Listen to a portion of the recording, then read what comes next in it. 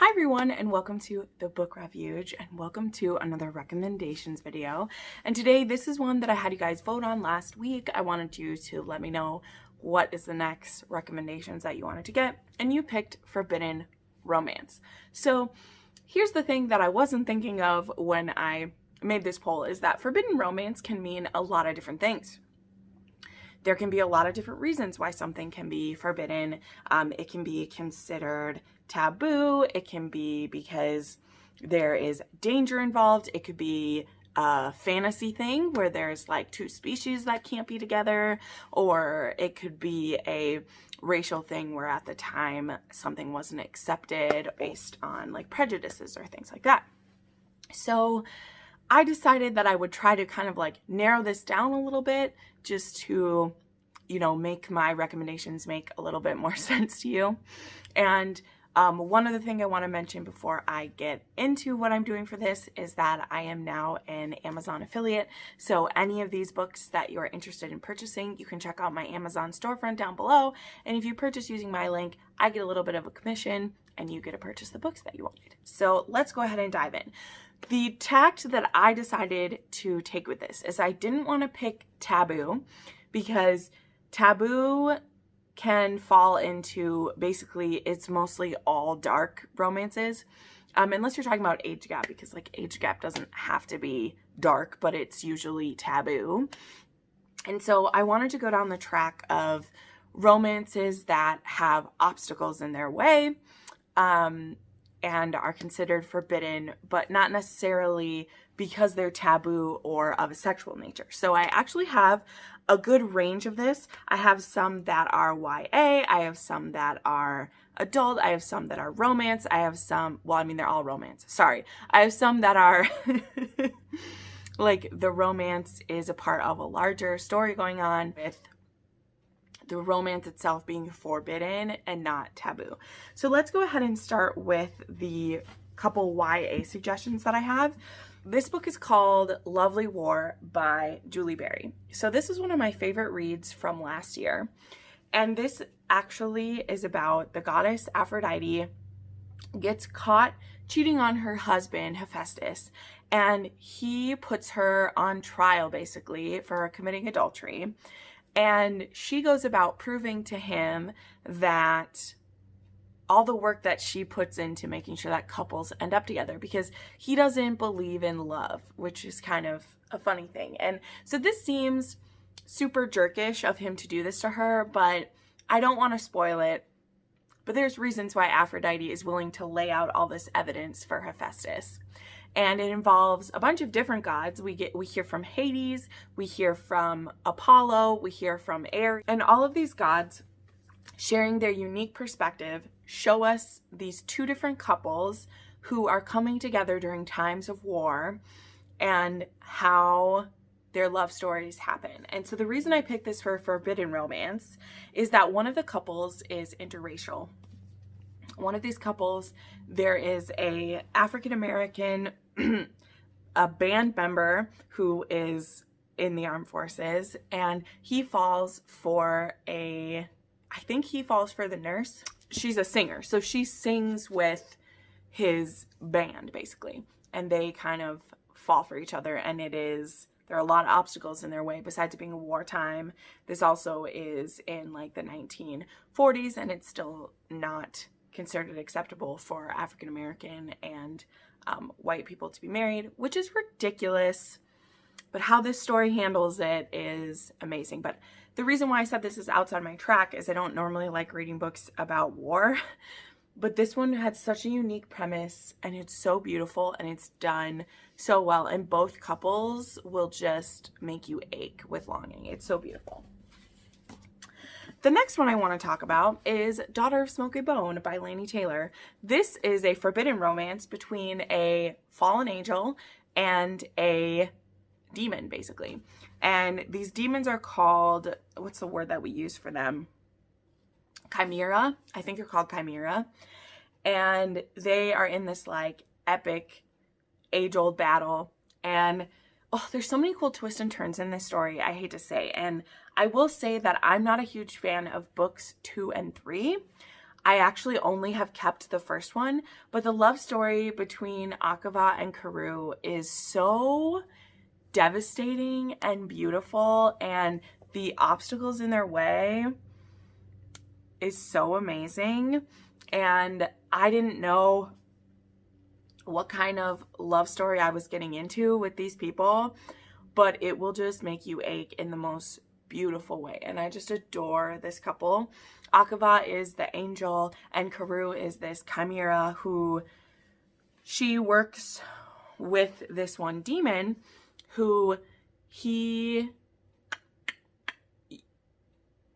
you can do, like, they trade favors, and it's so hard to explain, and it's been a while since I read it, but the forbidden love in this is just so beautiful. So if you like one that is more including magic and magical creatures and is kind of biblical in a certain way, I think you might really enjoy this book.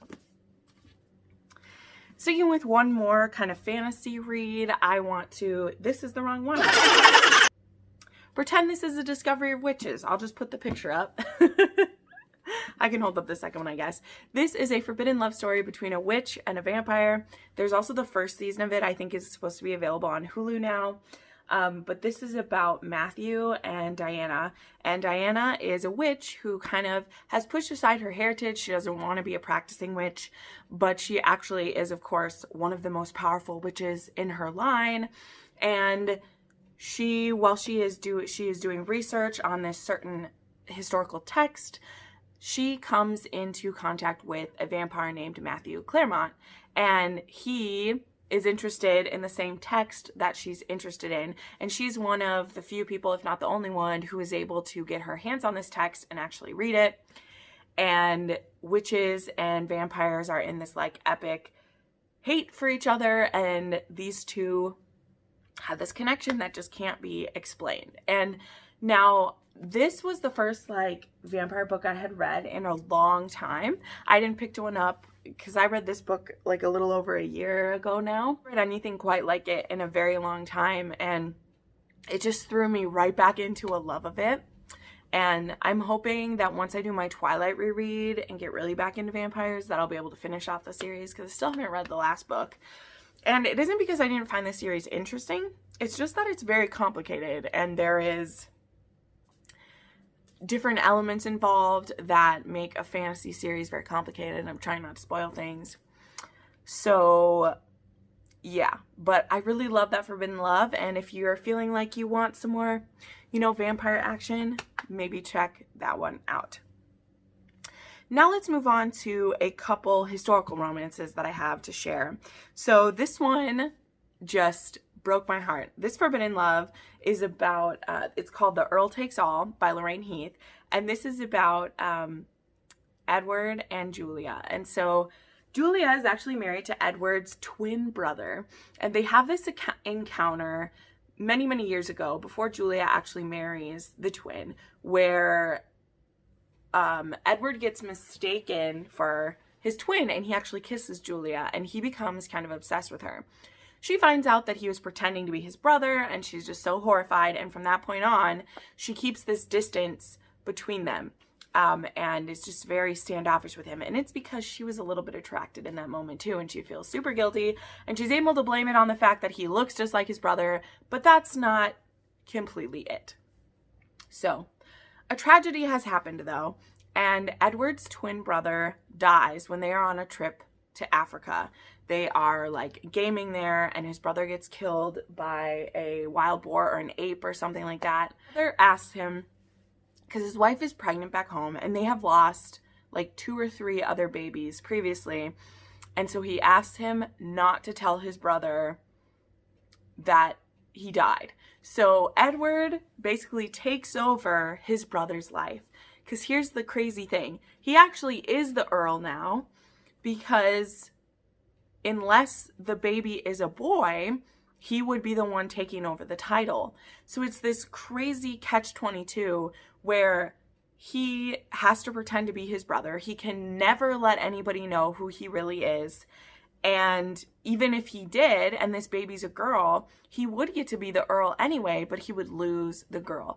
I probably didn't do a great job explaining of that. And this is one of those that Lorraine Heath does so well, where she lays out the entire conflict for you. Like, there's nothing that's a secret. It's all laid out for you. And you know that that train is coming. The day of reckoning is coming, when Edward is going to have to tell the truth. And all this chemistry he's building with Julia, she thinks she's already in love with her husband, doesn't know that this is someone else. And so he's just falling deeper and deeper in love with this woman, and he knows that if he wants to have her for himself, he has to tell her the truth about who he is, and then he's going to lose her, and it's going to be horrible. And the other side of this coin is the reason why this is very forbidden is that there was this law, which let me see what it's called here. There was this law that was called the Deceased Wife's Sister's Marriage Bill. And it was this law that forbade a man from marrying his wife's widow so that he couldn't take over the property unlawfully, is basically what the point was. So that if let's say you killed your brother to have his property, you couldn't just like marry his wife to make it legitimate or something. So it was meant to keep things from being nefarious. But in this case, even if Edward were to admit the truth and Julia would love him back, they can never legally be married. And any children that they would have together would be bastards, which is so sad. So that's where the forbidden elements of this story come up.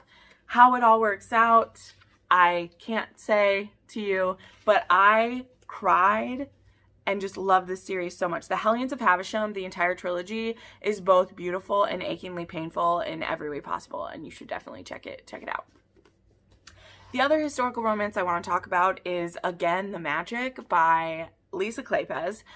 This book is a second chance romance, but it's also a forbidden romance because this is a case of the highborn daughter falling in love with the stable boy.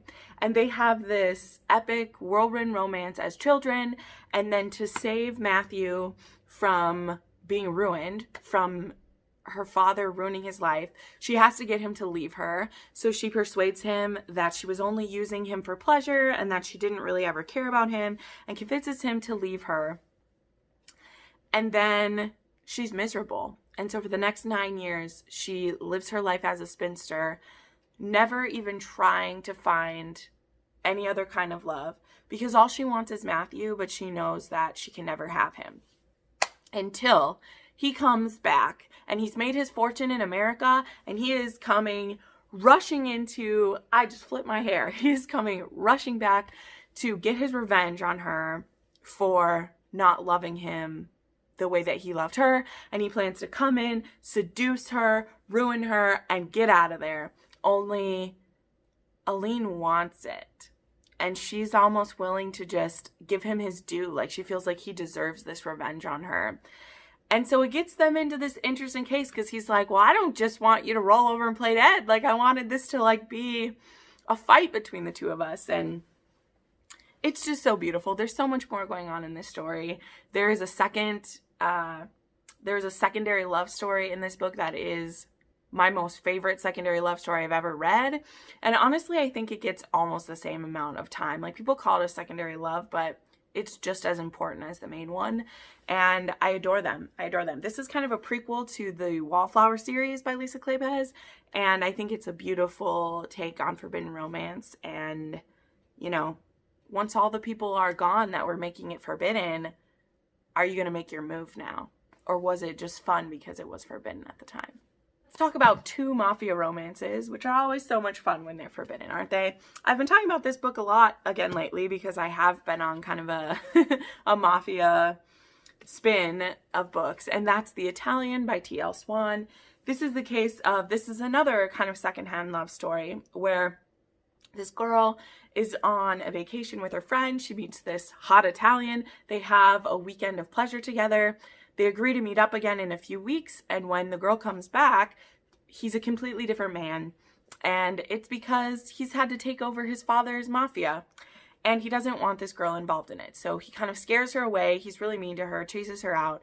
And then a few years later, he wants her back. So he sets things up for this girl to get brought back to Italy. and he goes about trying to woo her over again. But the reason this is forbidden is something that happens in most mafia stories, and it's the reason that both this one and the next one are considered forbidden, is that in the mafia, you're supposed to kind of arrange marriages for power to keep your family as strong as possible, and so there's not a lot of room for you to marry whoever you want. So he's asking this girl to basically be his mistress, and that's not something she's okay with. She's like, I'm not going to be the one you really love, but the one who doesn't really get you all the time. And so it's forbidden because he could really piss off a lot of people if he were to go for this woman that he truly loves. And so it puts him in this really kind of a pickle. But I love their relationship. They both challenge each other so much. This is dark. It makes you uncomfortable, but it's so beautiful. I freaking love T.L. Swan, and I just want her all the time. She's amazing. And then the final book I want to talk about is Twisted Loyalties by Cora Riley. This is the first book in the Kimora Chronicles, and this is a forbidden romance between this poor girl who comes to live with her father. Her mother was a drug addict, but her father is a gambling addict, and so she comes to stay with him in Las Vegas. And she catches the eye of the Kimora's enforcer, whose name is Fabiano Scuducci, whatever, Scuderi, I don't care. Don't write the pronunciation for me. I'm sorry. I don't care. Fabiano, and he's a very dangerous man to catch the eye of. And this girl, she doesn't really know, I think her name's Leona. She doesn't really know how she caught his eye because she's a hot mess. She doesn't know why he keeps buying her nice things and helping her get a job and trying to make sure she's on track. And it's forbidden because Fabiano is supposed to only be loyal to the Falcones family. He's not supposed to have, twisted loyalties. He's not supposed to be divided between being the enforcer and having this woman that he loves and wants to protect. And it's going to put him in a very dangerous position if he has to choose between the two of them. And it starts out the Kimora Chronicles, which is probably my favorite mafia series I've ever read. I did a whole video where I ranted about them for about 45 minutes, so you should definitely check that out if you want to know more. So there you go. That is the forbidden romances I wanted to share with you today. If there's any of these that you would like to purchase, make sure to check out my link down below. You can get them in my Amazon affiliate shop. And let me know what your favorite forbidden romances are. Thanks so much for watching.